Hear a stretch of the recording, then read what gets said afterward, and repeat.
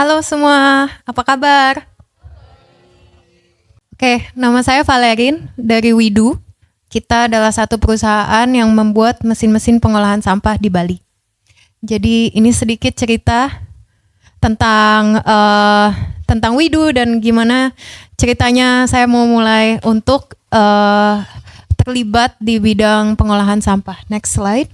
Jadi mungkin mirip sama teman-teman di sini, kita semua cinta sama laut. Oke, jadi awalnya itu kalau ditanya benar-benar titik awal kenapa mau ngerjain waste management itu ya di sini.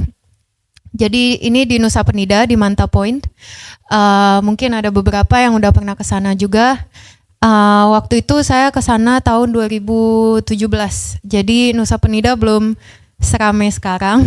9 tahun lalu itu cuman ada 2 dive shop kalau nggak salah. Jadi tapi di sana udah banyak sekali sampah dan di sana juga sampahnya itu bukan cuman sampah dari Penida sendiri.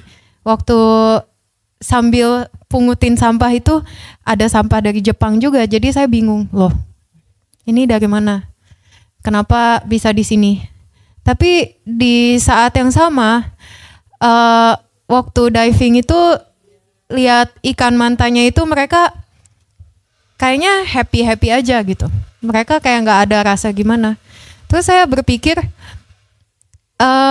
ini rumah mereka udah berjuta-juta tahun mungkin. Dan mereka bisa apa?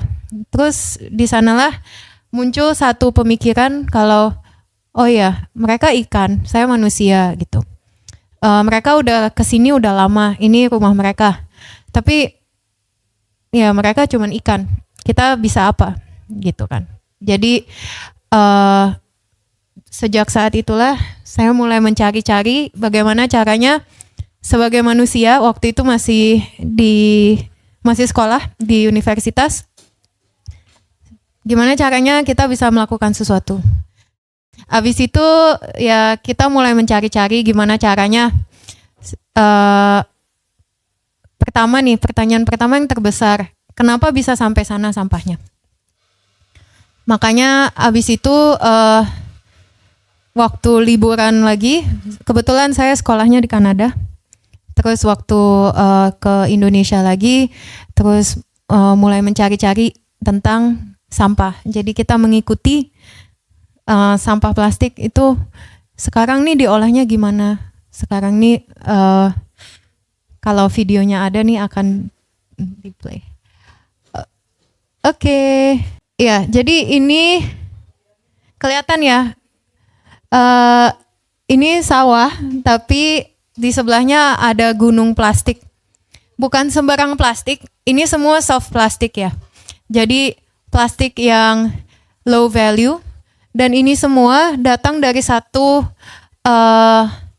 factory, satu pabrik kertas yang mengimpor berbagai jenis sampah yang bisa di-recycle dari luar negeri. Lalu mereka ambil kertasnya, sisanya mereka nggak mau, mereka taruh di gunung ini. Lalu orang-orang di sini, sorry ya ini kamera tahun 2017 jadi nggak sebagus sekarang. Orang-orang di sini menunggu truk untuk datang dari paper factory ini. Lalu di sana dia mengambil sampah yang bisa diolah lagi. Jadi sampah-sampah high value-nya seperti tutup botol dan lain-lain. Jadi income satu desa di sini, ini ada di Serang, di 2 jam dari Jakarta. Nah, mereka ini di sini ada yang tinggal di sini. Setiap truk itu datang, mereka cari sampah yang mereka bisa jual lagi. Jadi apa yang tersisa di sini, gunung ini semua terbuat dari sampah yang tidak bisa diolah lagi. Jadi semuanya soft plastic atau sampah kresek dan multi layer dan lain-lain. Nah, setelah itu next. Ya, coba view di slideshow aja. Harusnya langsung play. Oke, setelah itu di sana di sekeliling gunung ini ada banyak sekali tempat sorting facility. Jadi tempat penyortiran sampah. Dan tempat seperti ini adalah tempat yang sangat penting supaya sampah itu bisa di-recycle lagi. Jadi setelah penyortiran, mereka ini tahu dengan memegang aja itu ini LDPE, ini PVC dan lain-lain. Jadi sangat-sangat fluent, maksudnya mereka sangat-sangat mengerti secara apa ya, sangat dalam gitu pengertian mereka tentang plastik. Kenapa perlu disortir? Karena untuk merecycle sampah di perusahaan yang besar, apalagi yang maksudnya menghasilkan 10.000 ember per hari, itu mereka perlu sampahnya itu hanya satu jenis dan hanya satu warna. Jadi misalnya ini ada metalnya, itu harus dicopot satu-satu. Ada warna hitam dan warna putih, itu pun harus dipisah satu-satu. Dan pekerjaan seperti ini tidak bisa dilakukan oleh mesin, karena sangat kompleks ya. Jadi masih perlu tangan manusia, kayak melepas label dari tutup botol, lalu memisahkan warnanya.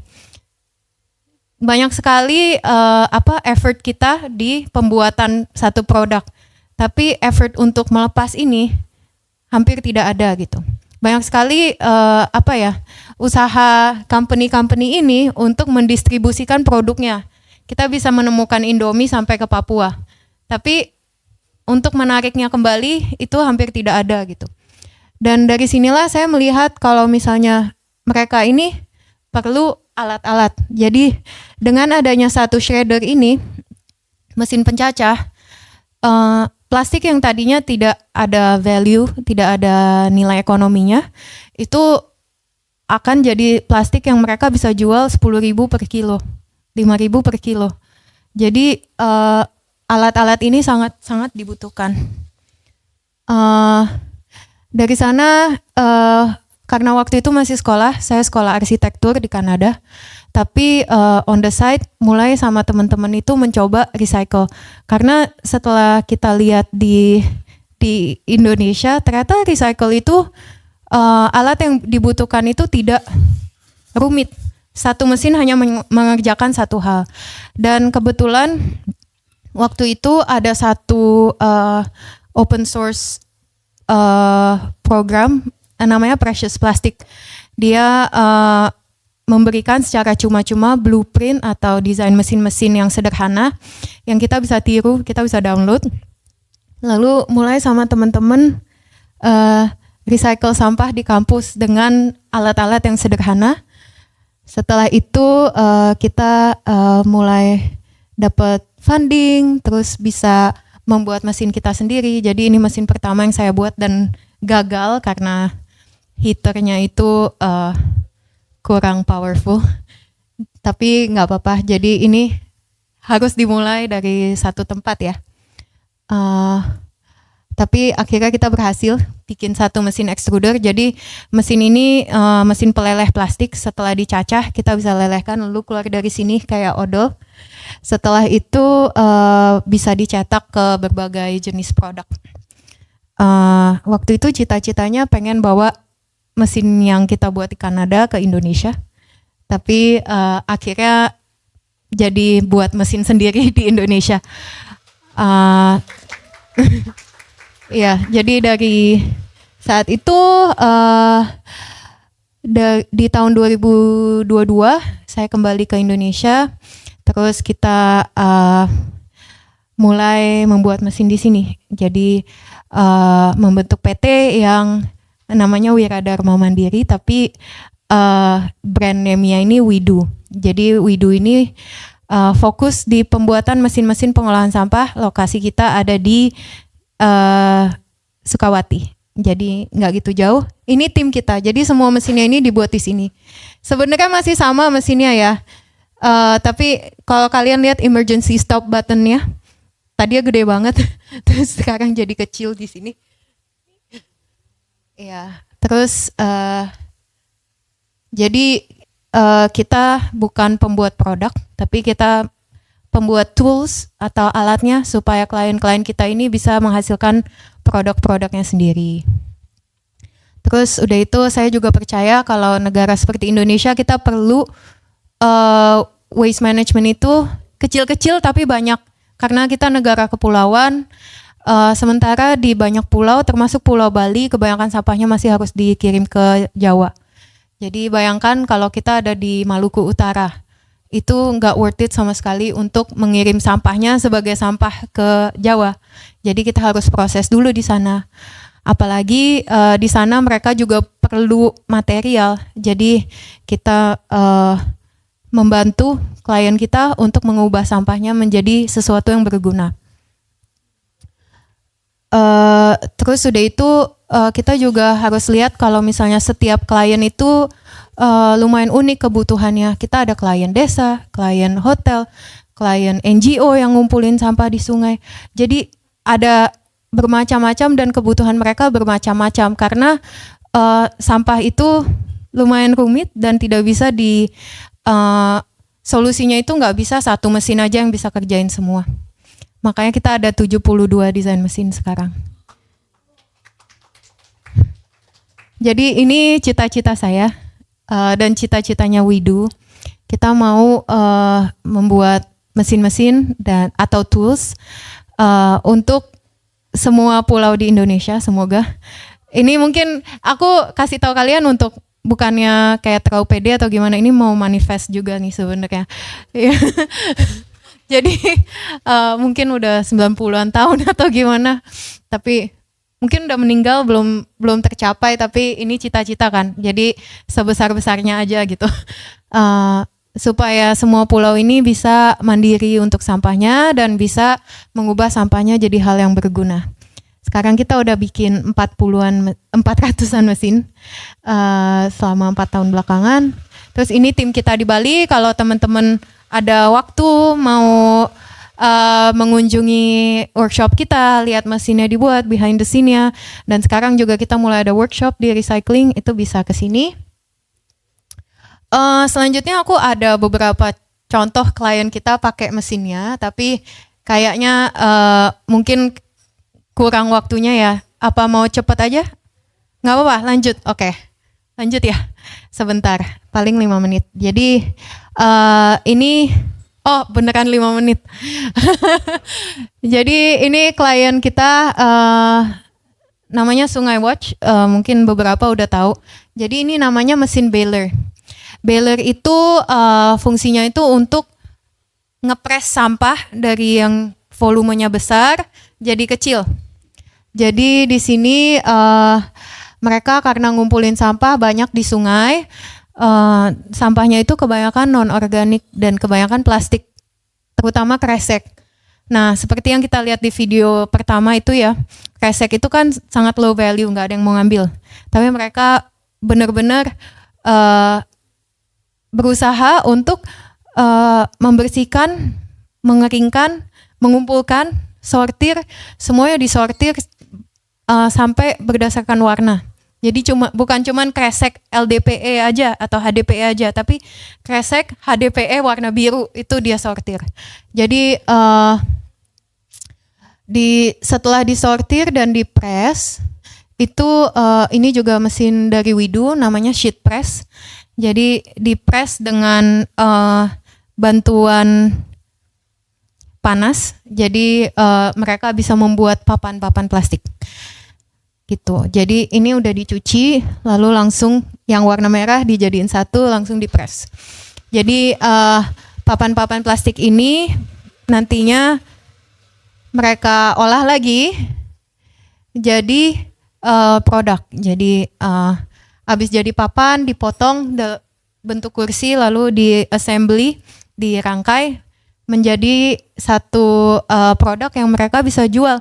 Dan selain dijual, itu juga bantu untuk funding clean up mereka yang berikutnya dan berikutnya. Karena Sungai Watch itu yayasan, dan ini mereka bikin sister company yang bantu memberikan uang ke Sungai Watch supaya bisa tetap jalan. Jadi tadi di speaker sebelumnya juga Risma ngomongin pentingnya funding, pentingnya uang dalam sustainability. Tanpa adanya insentif ini akan susah untuk satu organisasi untuk bertahan dalam waktu yang lama. Jadi meskipun kita bukan yang nge-recycle, tapi kita bangga karena mereka bisa jadi satu organisasi yang sustain gitu.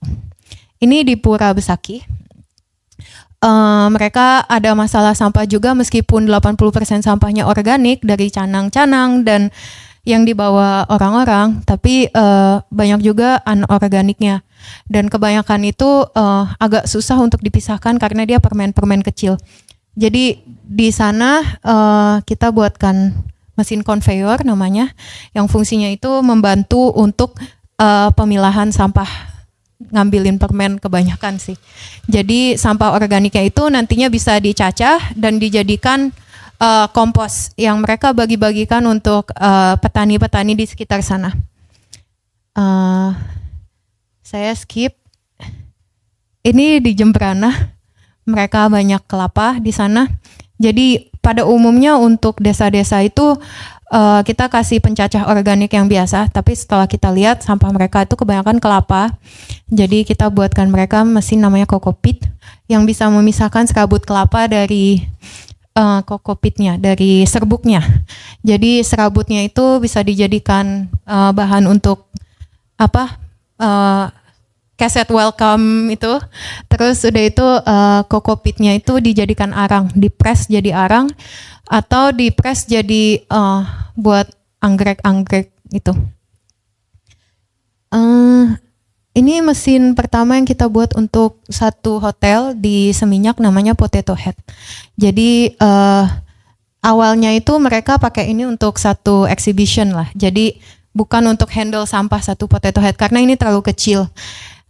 Tapi lewat sini kita bisa memperlihatkan kepada mereka dan klien mereka kalau waste management itu bisa jadi sesuatu yang ada dampak positif ke sales hotel mereka. Jadi dari sana mereka mulai berani untuk ada nih cara untuk jadi satu hotel yang zero waste itu bukan sesuatu yang impossible. Jadi di sana mereka komit untuk gimana caranya kita jadi sedekat-dekatnya ke zero waste. Makanya kita buat itu, ada tim WeDo di belakang, kita lagi ganti filter shreddernya. Tapi ini ada mesin shredder, washer, dryer, hot press, cool press. Fungsinya itu untuk mengolah sampah plastik mereka menjadi produk langsung. Ini kalian bisa kunjungin gratis. Dan mereka ada program follow the waste. Jadi kita bisa lihat gimana satu hotel itu bisa nge-recycle sampahnya. Aku skip ini. Nanti bisa dilihat-lihat di website kita dan lain-lain. Mungkin ini aku kasih lihat karena lumayan interesting dari segi produk. Jadi kenapa kita mau sampah itu langsung jadi valuable product? Kenapa kita mau sampah itu bisa jadi sesuatu langsung yang berguna? Karena tanpa kita ngerjain itu, tanpa ada value di sana, kita akan sangat sulit untuk memaksa orang untuk mau nge-recycle sampahnya. Jadi di sini contoh yang sangat baik ya. Jadi kita ambil sampah dari hutan bakau, lalu dijadikan atap. Ya, dijadikan atap yang menggantikan atap-atap asbes.